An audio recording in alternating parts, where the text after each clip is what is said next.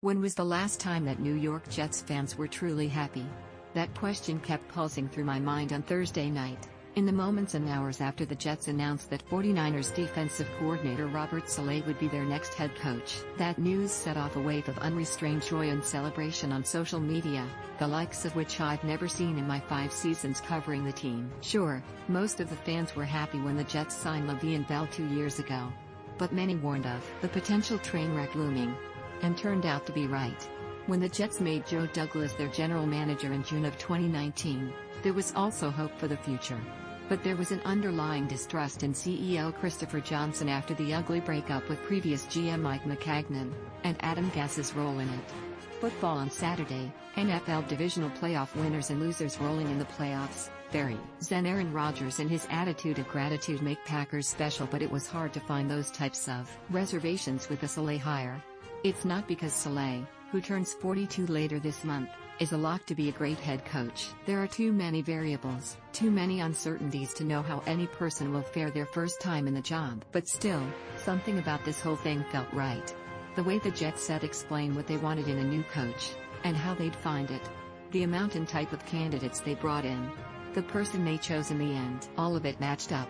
The Jets seemed to have a real plan.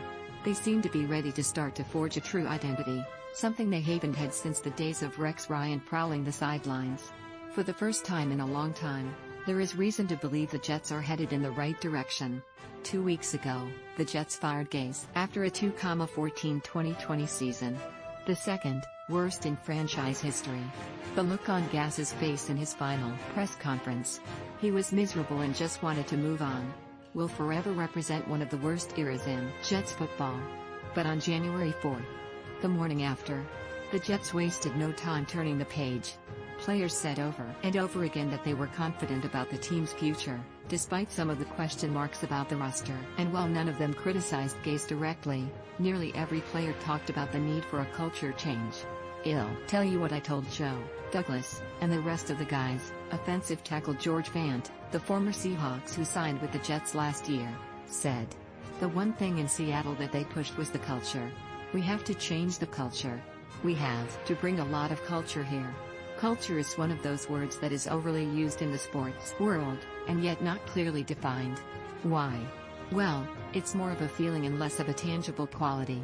But Fant might have defined it better than anyone, explaining the influence of Seahawks coach Pete Carroll.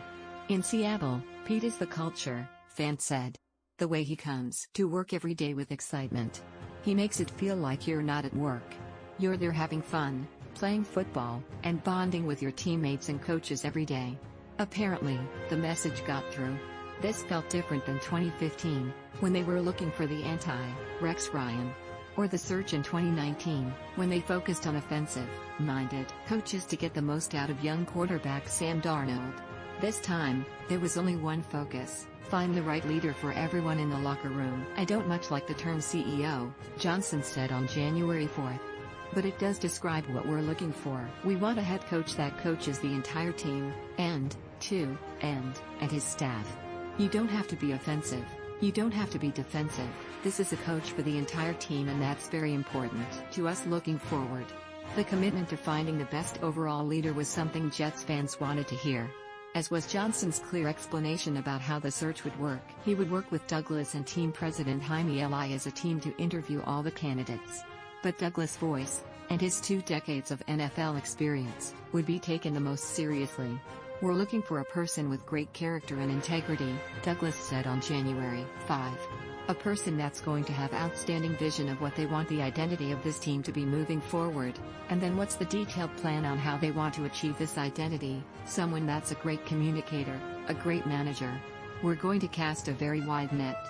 Teams regularly say things like that, and don't back it up. But in this case, the Jets did exactly what they said they were going to do. By day 7 of the search, they had talked to 9 candidates through virtual interviews. 5 of the candidates had defensive experience, 4 worked on the offensive side of the ball. 3 of the candidates were over 50 with extensive experience, 3 were in their 40s and viewed as an up-and-comer, and 3 were emerging talents in their 30s. The search had been wide and deep, as promised. And when the Jets took the interview process to the next step, it became clear that they were focused most on getting this thing right. not on the public perception of the search. They had a long, in-person session with Saleh on Tuesday and into Wednesday, making him their first finalist. But then they let him walk out the door, immediately to an interview with the Eagles. And Jets fans got angry, thinking they had missed their chance with a coach that had been everything they were looking for. But Douglas, Johnson and Li were just sticking to their progress. They interviewed the other finalist, Titans offensive coordinator Arthur Smith, and then they decided to offer the job to Saleh, who accepted. As I said in the beginning, it's impossible to predict exactly what Saleh will be as a coach. You just don't know how these guys are going to react to the situation until they're the one making the decisions under pressure. But there are a lot of reasons to believe that he can be the guy who changes the culture within the locker room. His past players rave about him, including Richard Sherman, who congratulated Jets fans on landing Saleh earlier this season. Raved about the job he did keeping together the 49ers defense as it was ravaged by injury. It's week after week, and he never makes an excuse, Sherman told 49ers reporters earlier this year. And statistically we're still a top 5 defense in almost every category. There are coaches out there with Pro Bowlers and all, pros that have never had an injury, never had any adversity, and they're not putting out a top 5 defense. Hess not making any excuses, Hess making great plans week in and week out, and we're making it happen. I expect him to be a head coach next year because of what Hess able to do. Hess a leader of men. He can rally men. And that goes a long way.